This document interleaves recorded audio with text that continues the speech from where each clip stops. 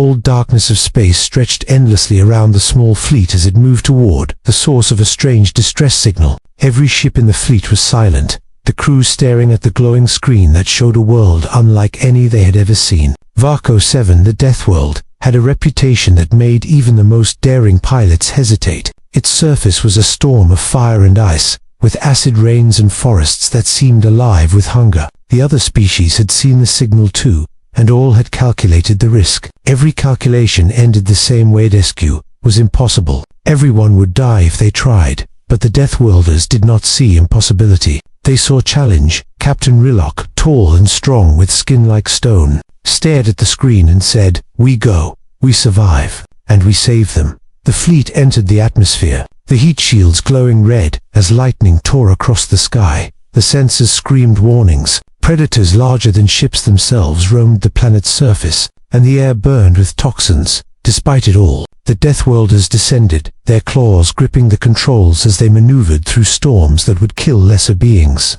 On the surface, the survivors huddled in ruined buildings, their eyes wide with fear. They had been abandoned, left by their own species to die. When the strange fleet appeared in the sky, hope sparked, but they did not trust it. "Why would anyone come for us?" a small voice whispered. Fear and disbelief tangled in every word. The first landing was violent, the ground shaking beneath the heavy ships. Rillock jumped down, eyes scanning the horizon for threats, the wind and rain tearing at his armor. He moved toward the survivors, calling, "We are here to help. Follow us if you want to live." Many froze, but desperation overcame fear, and slowly, the scattered group began to gather. Suddenly, a massive shape burst from the forest, its jaws wide, claws flashing. The Deathworlders did not flinch. They attacked, their movements precise, brutal, and deadly. One survivor gasped, watching them fight. "They are not like anyone we know," he whispered, awe in his voice. As night fell,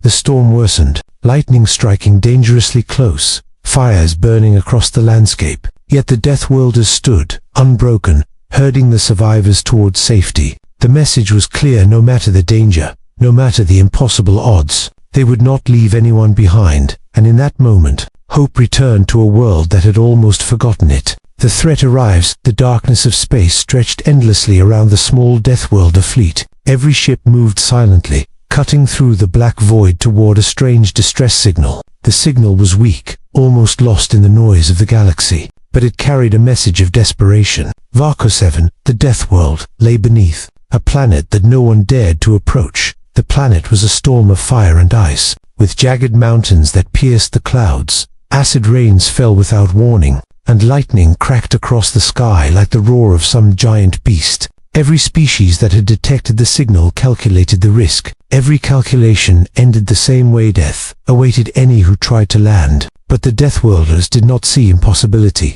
They saw a challenge. Captain Rillock stood on the bridge of the lead ship, his gray eyes scanning the readings. His skin was rough and thick, like stone, and his hands gripped the controls with ease. "We go," he said, his voice calm but firm. "We survive, and we save them." The fleet entered the planet's atmosphere, shields glowing red as firestorms raged around them. Wind and rain tore at the ships, and the sensors screamed warnings of predators and hazards. Rillock guided the lead ship carefully through the chaos, every move precise, every decision a matter of life and death. On the surface, the survivors huddled in ruined buildings. They had been abandoned by their own species, left alone on a world designed to kill. Fear was written in every line of their faces. Hope long extinguished. Then they saw the fleet above, strange ships descending from the sky. A flicker of disbelief passed through them. "Why would anyone come for us?" one whispered. Yet even in fear, they could not ignore the possibility of rescue.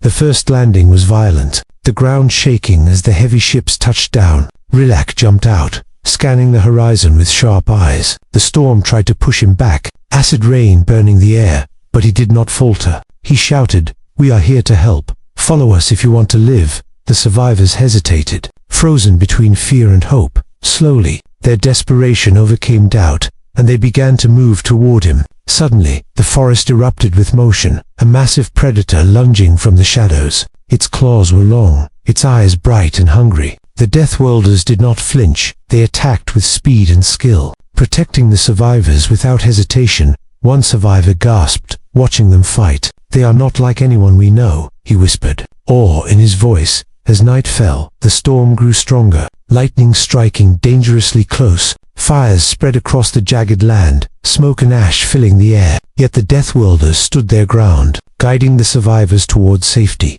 Each step was careful, each decision measured against the deadly environment. The survivors began to trust, slowly, realizing these beings would not leave them behind. And in that moment, against the chaos and death surrounding them, hope returned. For the first time in many days, the survivors felt safe. They realized they were not alone. They realized someone had risked everything to save them. And in the eyes of the death, they saw courage that no calculation could measure. The battle for survival had begun, and the universe would never forget the strength of those who dared to save others. Into the inferno the survivors followed the Deathworlders through the burning landscape. Every step was dangerous. The ground cracked under their feet, and steam hissed from molten crevices. The air was thick with smoke, and the sky was alive with flashes of lightning. Yet the Deathworlders moved with calm precision. Guiding the frightened group, Relock led the way, his eyes scanning for threats, his instincts sharp as ever. "Keep moving," he shouted over the roar of the storm.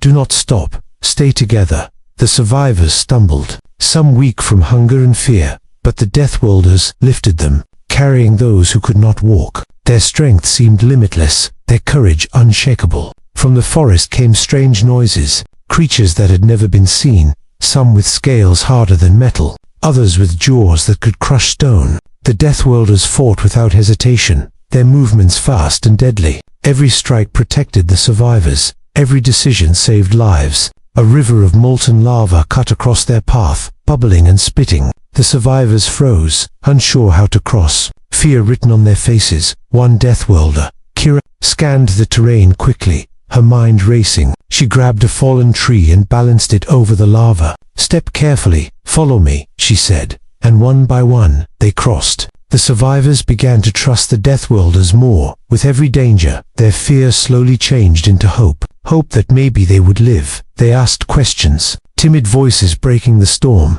"Who are you? Why help us?" No one else came. The Deathworlders only smiled, eyes serious. "We survive because we fight. We save because we care." But the planet was not done testing them. The ground shook violently, a massive quake, splitting the earth beneath their feet. Rocks tumbled, trees crashed, and the survivors screamed. Relock and his team moved quickly, pulling them away from falling debris. Each second was a battle against death itself. At the edge of a cliff, they saw their first shelter, a cave carved into the mountain. It was dark, damp, but it was safe from storms and predators for now. The survivors collapsed, exhaustion and relief washing over them. Relock looked at them and said, "Rest, but do not forget. The danger is not over yet." Outside, lightning tore across the sky, thunder shaking the mountains. Predators still roamed, fires still burned, and acid rain continued to fall. The survivors huddled together, shivering, but for the first time,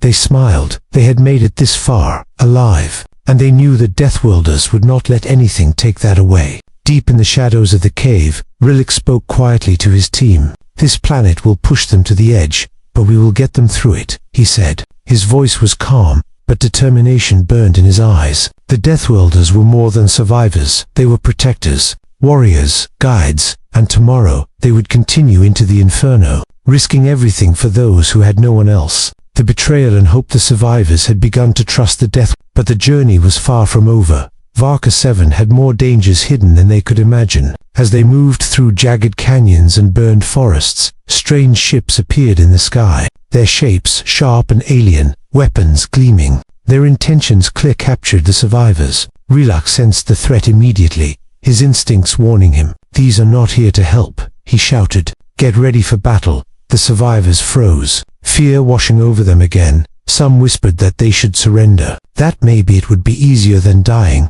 but the Deathworlders would not allow it. Not when hope had finally returned. The rival faction began to fire, strange energy beams cutting through the storm. Relock dove forward, deflecting blasts with his armored arms. Kira and the others formed a shield around the survivors, moving like shadows in the storm. Every action was precise, every movement saving lives. The survivors watched in awe, understanding for the first time that these beings were unlike any they had known.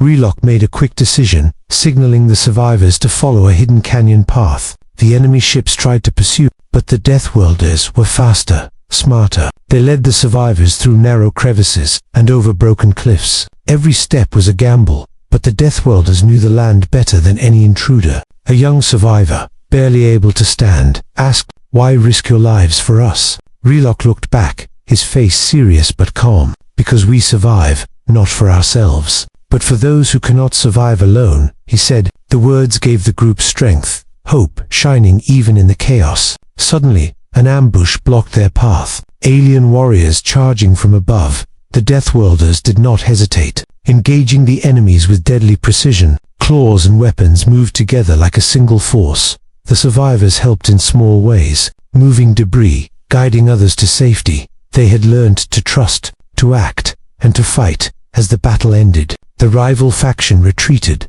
their ships disappearing into the storm. The survivors breathed heavily, hearts racing, relief mixing with awe. They realized that the Deathworlders were not only strong but smart, brave, and selfless. For the first time, they truly believed they could survive. Hope had returned, fragile but growing stronger with each step. Rilak gathered the group, eyes scanning the dark horizon. "We cannot stop here," he said. "The danger is everywhere, but we will get through it together." The survivors nodded, trust no longer a question but a bond. They had seen betrayal, faced death, and still, they moved forward, and deep in their hearts, they knew if these Deathworlders fought for them, there was a chance to live. Night fell, the storm quieting only slightly. The survivors huddled together, watching the stars through the smoke. They whispered about courage, about the strange beings who risked everything for them. And somewhere in the shadows, Rilak and his team prepared for the next challenge. The path ahead was dangerous,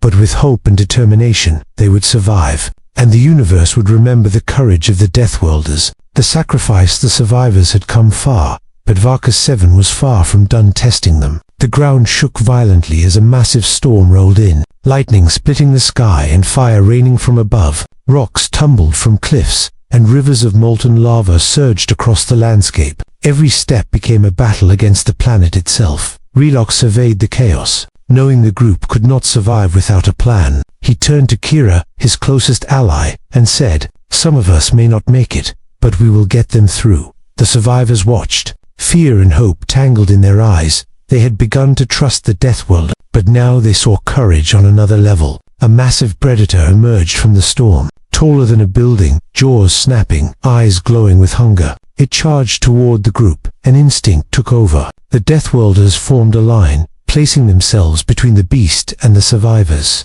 Claws, teeth, and weapons moved in perfect coordination, each strike a calculated risk. One Deathworlder leaped in front of the creature, taking the brunt of its attack. The survivors gasped, realizing the cost of protection. "Move forward. Do not stop," Rilak shouted, guiding the others through jagged rocks and smoke. Some survivors stumbled, but others found courage in the actions of their protectors. The Deathworlders fought tirelessly, never hesitating, never retreating. Every second was precious. Every choice a life or death decision. Suddenly, part of the cliff gave way, sending debris and fire toward the group. Rilak grabbed the nearest survivors, throwing them to safety. Kira and Zarek held back the falling rock with all their strength, muscles straining, skin scorched by the heat. The survivors watched in awe, some unable to believe the bravery in front of them. "This is what it means to fight for others," one whispered, tears running down her face. The storm began to subside slowly, but the price had been high. Several Deathworlders were injured, some unable to move, yet they smiled faintly. They had saved the survivors, ensured hope survived. Even if they themselves suffered, the survivors now understood fully they owed their lives to beings who would risk everything for them. Relok looked at the group, eyes serious but proud. "Tonight we rest, but tomorrow, the journey continues," he said. The survivors nodded, newfound strength in their hearts. For the first time, they felt the true meaning of courage, sacrifice, and unity in the darkness of the night. The survivors huddled close. They whispered stories, shared hope, and honored those who risked everything. The Deathworlders kept watch, alert even in exhaustion. Their sacrifice had saved lives, and the survivors would never forget it. For in the heart of chaos, they had seen the true power of bravery, and they knew, deep down, The universe had just witnessed something extraordinary. Triumph and legacy. The survivors stood at the edge of the cliff. The storm finally passing, the sky cleared, revealing stars shining like distant beacons of hope. They had survived Varco 7, the death world that no one else dared to challenge. And it was because of the Deathworlders, who risked everything to save them. Relok and his team moved among the survivors, checking for injuries and offering reassurance. Some smiled weakly, others clung to their saviors, tears mixing with soot and sweat. "You saved us," one survivor whispered, voice shaking. "We thought we were alone. We thought we were finished." Relok shook his head gently. "We survived together, not alone. That is our way." The alien ships that had once threatened them were gone. Scattered by the Deathworlders' clever tactics, no one dared challenge the team again. For even in the deadliest storm, they had proven unstoppable. The survivors began to work together, clearing debris, tending wounds, and rebuilding small shelters. They shared stories of fear and courage, learning the meaning of unity and trust. Relok gathered them all, eyes scanning the horizon. "This world tried to destroy you. Other species left you. But you are alive," he said. "Remember this. Carry it forward." The survivors nodded, their hearts full of gratitude and awe. They had witnessed bravery, sacrifice, and honor in its purest form. A few days later, the Deathworlders prepared to leave, their mission complete. The survivors waved, tears in their eyes, voices calling out thanks. Some whispered that they would never forget, that the story of the Deathworlders would spread across the stars. Relok and his team did not answer. They simply climbed into their ships, eyes forward, hearts steady. For them, this was duty, survival, and honor, all wrapped into one. As the fleet lifted off, the survivors watched, hope burning brighter than ever. They had learned that courage and selflessness could overcome impossible odds, that even in the deadliest worlds, life could survive with determination and unity. And the galaxy would remember the name of the Deathworlders,